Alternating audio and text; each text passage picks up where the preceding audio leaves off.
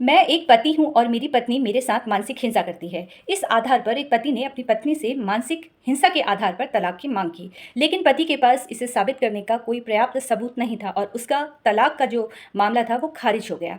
पहले तो मैं आपको बता दूं कि एक पुरुष वर्ग यानी कि एक पति पर भी मानसिक हिंसा होती है, शारीरिक हिंसा होती है। अब रही बात अधिकारों की, तो जिस तरह से एक महिला को अधिकार है तलाक का केस दायर करने का, ठीक उसी प्रकार एक पुरुष भी अपनी पत्नी से तलाक की मांग कर सकता है, जहां पर बात आ जाती है मानसिक हिंसा और शारीरिक हिंसा की। देखिए, ऐसा नहीं है कि सिर्फ महिलाओं के साथ ही हिंसा होती है। शारीरिक हिंसा या मानसिक हिंसा एक पुरुष के साथ भी हो सकती है। तलाक के ऐसे बहुत सारे मामले आते हैं जहां पर एक पति मानसिक क्रूरता के आधार पर तलाक की मांग करता है, लेकिन इस आधार से हम अगर बात करें तो इस आधार को चुनना एक हमेशा चुनौतीपूर्ण रहा है। जहां पति अपनी पत्नी से मानसिक क्रूरता के आधार पर तलाक की मांग कर रहा है, तो उसे इस बात को न्यायालय में साबित भी करना होगा और समझाना भी होगा न्यायालय में कि मेरी पत्नी मेरे ऊपर मानसिक हिंसा कर रही है, दबाव बना रही है माता पिता से अलग होने का। कोर्ट को समझाने में हो सकता है आपको काफ़ी समय लगे, लेकिन ये नामुमकिन नहीं है। अगर बात करें महिला वर्ग की, तो महिला वर्ग अगर मानसिक हिंसा के आधार पर तलाक की मांग करती है या आरोप लगाती है, तो कहीं ना कहीं ये देखा जाता है कि हाँ, महिलाओं के साथ अत्याचार होता है, लेकिन ऐसा नहीं है,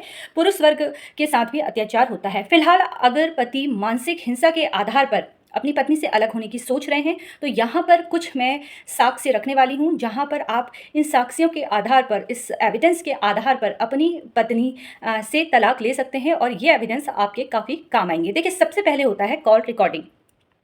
अगर आपके और आपकी पत्नी के बीच में कुछ इस तरह से बातें की गई हैं जहाँ पर पत्नी का उद्देश्य आपको नुकसान पहुँचाना है, जहाँ पर आपको बेइज्जत करना है, जहाँ पर वो लगातार मानसिक हिंसा कर रही है आपके पद को लेकर, आपके पैसों को लेकर, जहाँ पर वो इस तरह से भाव व्यक्त कर रही है कि तुम्हारी जो कमाई है वो मेरे जो भी उनके अरमान हैं उसे वो पूरा नहीं कर पा रही है, फुलफिल नहीं कर पा रही है, इस तरह से अगर मानसिक हिंसा पत्नी आपको दे रही है, जहाँ पर वो लगातार आपसे कह रही है कि तुम्हें पैसा और कमा के लेके आना है या आपको इस जॉब को नहीं करनी है, दूसरी जॉब करनी है, इस शहर में नहीं रहना है, इस तरह से अगर वो मानसिक पीड़ा दे रही है कि आपको माता पिता से अलग होना है, तो यहाँ पर ये कॉल रिकॉर्डिंग आप न्यायालय के समक्ष रख सकते हैं। दूसरा है वीडियो रिकॉर्डिंग। देखिए, वीडियो रिकॉर्डिंग वहाँ पर अगर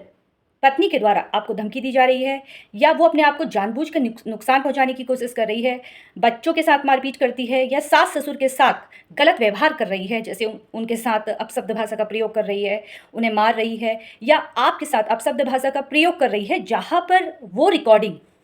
इस तरह से होनी चाहिए जहाँ पर ये साफ तौर पर नज़र आए कि महिला को कहीं से डराया नहीं है या उकसाया नहीं है, जानबूझकर आप उन्हें उकसा नहीं रहे हैं, जहाँ पर महिला स्वेच्छा से अपने गुस्से को आप पर, बच्चों पर, माता पिता पर, बुजुर्ग जो व्यक्ति घर पे आपके हैं उन पर निकाल रही है, जहाँ पर वो डरी सहमी से नहीं है, वहाँ पर इस तरह की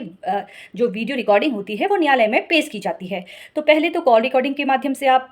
सबूत दे सकते हैं, दूसरा वीडियो रिकॉर्डिंग के माध्यम से आप दे सकते हैं। इसके बाद है अगला सोशल मीडिया का संचार। अगर सोशल मीडिया में पत्नी के द्वारा, आजकल सोशल मीडिया का टाइम है, अगर पत्नी लगातार बार बार आपको नुकसान पहुंचा रही है सोशल मीडिया पर, आपके दोस्तों में कोई ऐसा पोस्ट करती है जहां पर आपको ऐसा महसूस हो रहा है कि पत्नी के द्वारा ये गलत किया गया है या आपकी वो नेगेटिव छवि पोस्ट कर रही है सोशल मीडिया पर, या आप की कोई ऐसी जो वीडियो है वो सोशल मीडिया पर उसने अपलोड कर दी है जो अपलोड नहीं होनी चाहिए, इस तरह से अगर पत्नी के द्वारा किया जाता है, या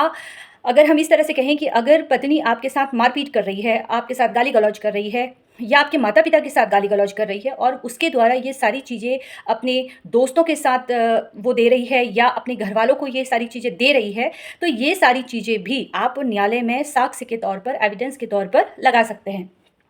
अगला है कि अगर आप अपनी पत्नी से काफ़ी लंबे समय से अलग रह रहे हैं, जहाँ पर अगर आप ये प्रमाण देते हैं न्यायालय में कि पति और पत्नी के बीच में कोई भी रिश्ता नहीं रहा, पत्नी ने स्वयं आपका घर छोड़ के गई हैं या उनका कोई संबंध नहीं रहा, आपने बार बार उन्हें मनाने की कोशिश की, लगातार आपने उनसे माफ़ी मांगी और इस रिश्ते को बचाने की कोशिश की, तो इस तरह से दस्तावेज अगर आपके पास है तो ये भी आप न्यायालय के समक्ष लगा सकते हैं। देखिए, अगला जो एविडेंस आपके समक्ष मैं रखने वाली हूँ वो काफ़ी महत्वपूर्ण है। देखिए, जहाँ पर पति के साथ शारीरिक हिंसा हो रही है, मानसिक हिंसा हो रही है, दुर्व्यवहार किया जा रहा है और ये एक बार नहीं, लगातार बार बार कई सालों से, महीनों से